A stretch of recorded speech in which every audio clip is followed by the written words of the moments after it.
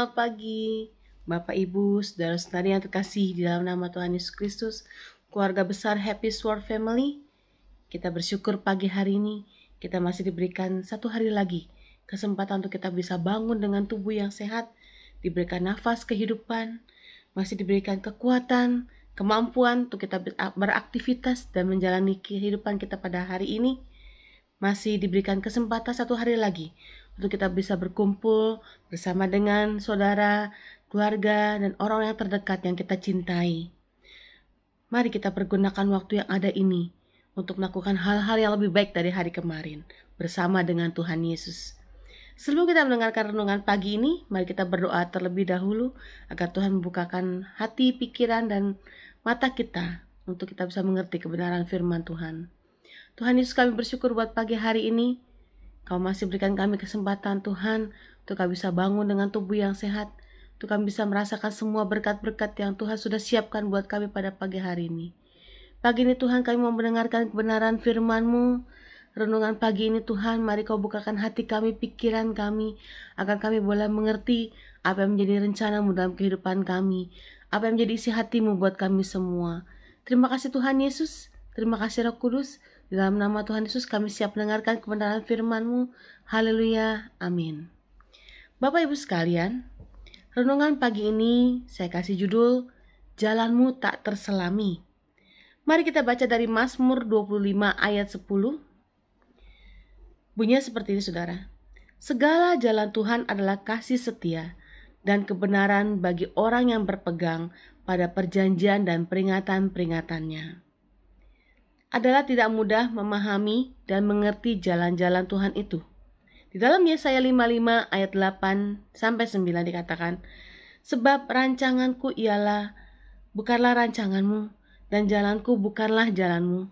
Demikianlah firman Tuhan. Seperti tingginya langit dari bumi, demikianlah tingginya jalanku dari jalanmu, dan rancanganku dari rancanganmu. Karena tak mampu memahami jalan Tuhan, kita seringkali memaksa Tuhan untuk mengikuti kemauan, kehendak, dan rencana kita. Tetapi kita sendiri tidak mau mengikuti jalan-jalan Tuhan. Jalan Tuhan itu memang sulit untuk dimengerti dan serasa tidak masuk akal. Orang yang hanya berfokus pada hal-hal yang lahiriah akan mudah kecewa dan bersungut-sungut kepada Tuhan. Seperti bangsa Israel, nenek moyang kami di Mesir tidak mengerti perbuatan-perbuatan-Mu yang ajaib, tidak ingat besarnya kasih setiamu, tetapi mereka memberontak terhadap Yang Maha Tinggi di tepi laut Teberau. Namun diselamatkannya mereka oleh karena namanya, untuk memperkenalkan keperkasaannya. Dihardiknya laut Teberau sehingga kering. Di bawahnya mereka berjalan melalui samudra raya, seperti melalui padang gurun. Mazmur 106 ayat 7-9.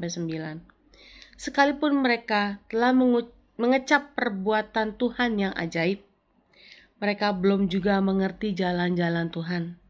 Tuhan berkata, 40 tahun aku jemu kepada angkatan ini. Maka kataku, mereka suatu bangsa yang sesat, dan mereka itu tidak mengenal jalanku. Sebab itu aku bersumpah dalam murkaku, mereka tak akan masuk ke tempat perhentianku. Mazmur 95 ayat 10-11. Kalau kita tidak mengenal jalan-jalan Tuhan, kita tidak akan memiliki pengalaman iman berjalan bersamanya. Dengan memahami jalannya, kita juga mengenal pribadinya Tuhan. Kita lihat di dalam Yesaya 43 ayat 19. Lihat, aku hendak membuat sesuatu yang baru, yang sekarang sudah tumbuh. Belumkah kamu mengetahuinya? Ya, aku hendak membuat jalan di padang gurun dan sungai-sungai di padang belantara. Sesuatu hal yang mustahil, menurut pandangan kita, membuat jalan di padang gurun dan sungai-sungai di padang belantara. Di tempat-tempat di mana manusia tidak bisa bertahan hidup, tetapi Allah membuat jalan dan Allah membuat sungai-sungai di tempat-tempat seperti itu. Indah rencana-Mu Tuhan di dalam hidup ini.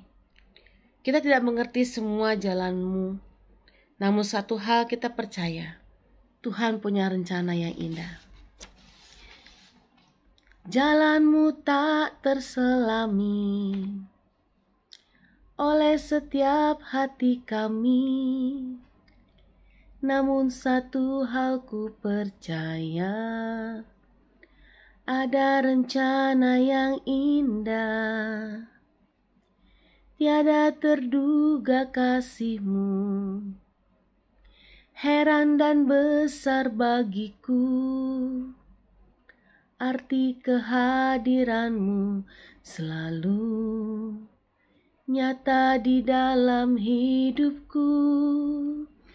Penyertaan-Mu sempurna, rancangan-Mu penuh damai, aman dan sejahtera walau di tengah badai. Ingin ku selalu bersama, rasakan keindahan arti kehadiran-Mu Tuhan. Satu penggal pujian yang saya suka lagu itu. Jalan Tuhan tidak bisa terselami oleh pikiran kita. Namun satu hal yang saya percaya, Tuhan punya rencana yang indah dalam kehidupan kita. Percaya kepada Tuhan. Kita mungkin sering mendengar kalimat itu berkali-kali. Terutama saat kita sedang menghadapi tantangan, saat kita merasa ragu, ataupun dihadapkan pada situasi-situasi yang sulit dalam hidup ini. Meski mudah diucapkan, percaya sepenuhnya kepada Tuhan, seringkali terasa sulit untuk dilakukan. Bukankah begitu saudara-saudara? Dalam kehidupan sehari-hari, ada banyak hal yang sebenarnya melatih kita untuk percaya. Satu contoh, ketika kita pergi ke suatu tempat, dari satu tempat ke tempat yang lain, kita mempercayai orang yang mengemudikan kendaraan yang kita naiki. Kita mungkin naik bis, atau mungkin kita naik kendaraan umum. Kita tidak tahu apakah mereka manusia yang sempurna, apakah mereka bertanggung jawab dengan pekerjaannya itu. Namun kita percaya pengemudi itu akan membawa kita tiba di tujuan dengan aman. Tapi jika berkaitan dengan Yesus, pribadi yang sempurna dan mengetahui segalanya, khususnya ketika kita menghadapi jalan hidup yang sulit, kita malah ragu untuk mempercayakan kehidupan kita seluruhnya kepada Yesus. Mengapa bisa begitu, saudara-saudara? Bolehkah saya mendorong untuk memikirkan dua kebenaran sederhana yang kita percaya bisa menolong kita untuk membangun kepercayaan kepada Tuhan. Kepercayaan kepada Tuhan, kepercayaan kita kepada Tuhan bertumbuh ketika kita mengenal Dia dengan lebih erat lagi. Inilah saatnya untuk kita belajar bahwa mempercayai Tuhan dimulai dari mengakui diri bahwa sesungguhnya kita tidak memiliki semua jawaban atas pertanyaan hidup kita. Kita harus percaya kepadanya dan menyerahkan jalan-jalan kita kepadanya, bahkan ketika kelihatannya ada yang tidak masuk akal bagi kita. Alkitab memberikan contoh yang baik. Satu contoh, saudara, Allah memerintahkan Yosua untuk mengelilingi kota Yeriko yang kokoh, tembok kota Yeriko yang kokoh beberapa kali supaya tembok itu runtuh. Bacaannya dalam Yosua 6 ayat 1 dan sampai 10, saudara bisa baca nanti. Jika dipikirkan secara logika, perintah Allah ini tentu tidak masuk akal sama sekali. Karena Allah hanya menyuruh Yosua dan bangsa Israel untuk mengelilingi kota Yeriko sebanyak 7 kali. Namun Yosua tetap mempercayai Allah dan mengambil keputusan untuk taat kepada perintah Allah. Dan benar, tembok itu pun runtuh, persis seperti yang dikatakan Allah. Bahkan Salomo yang dianggap sebagai orang yang paling bijaksana pernah berkata, "Percayalah kepada Tuhan dengan segenap hatimu dan janganlah bersandar kepada pengertianmu sendiri. Akuilah Ia di dalam segala lakumu, maka Ia akan meluruskan jalanmu." Di dalam Amsal 3 ayat 5-6. Kepercayaan kita kepada Tuhan bertumbuh ketika kita sadar bahwa jalannya lebih tinggi daripada jalan kita, dan kita taat kepada perintahnya. Bahkan ketika perintahnya itu terkesan sepertinya tidak masuk akal. Bagaimana kita bisa menerapkan hal-hal seperti itu? Inilah yang harus kita lakukan. Kita harus mempunyai waktu bersama dengan Tuhan, berdoa, membaca Alkitab. Itu akan membuat kita bertumbuh secara iman kepada Tuhan, mempererat hubungan kita kepada Tuhan. Yang kedua, akuilah Dia di dalam keterbatasan kita, bahwa Allah adalah Allah yang berkuasa di atas kehidupan kita. Oleh karena itu kita mau taat kepada perintah-perintahnya, meski terkadang perintahnya itu sulit kita mengerti. Saudara-saudara, mau gak kita mempercayakan hidup kita kepada Tuhan? Walau terkadang jalan-jalan Tuhan terasa berat untuk diikuti, selalu ada rencananya yang indah, dan semuanya itu mendatangkan kebaikan bagi kita. Ayat terakhir, saudara, dalam Yeremia 17 ayat 7-8. Dikatakan seperti ini, diberkatilah orang yang mengandalkan Tuhan, yang menaruh harapannya kepada Tuhan. Ia seperti pohon yang ditanam di tepi aliran air, yang merambatkan akar-akarnya ke tepi batang air, dan yang tidak mengalami datangnya panas terik, yang daun-daunnya tetap hijau, yang tidak khawatir akan tahun kering, dan yang tidak berhenti menghasilkan buah. Bapak Ibu sekalian, maukah kita menyerahkan kehidupan kita kepada Tuhan, mengandalkan Tuhan Yesus sepenuh-penuhnya dalam kehidupan kita, mempercayakan kehidupan kita kepada Tuhan Yesus.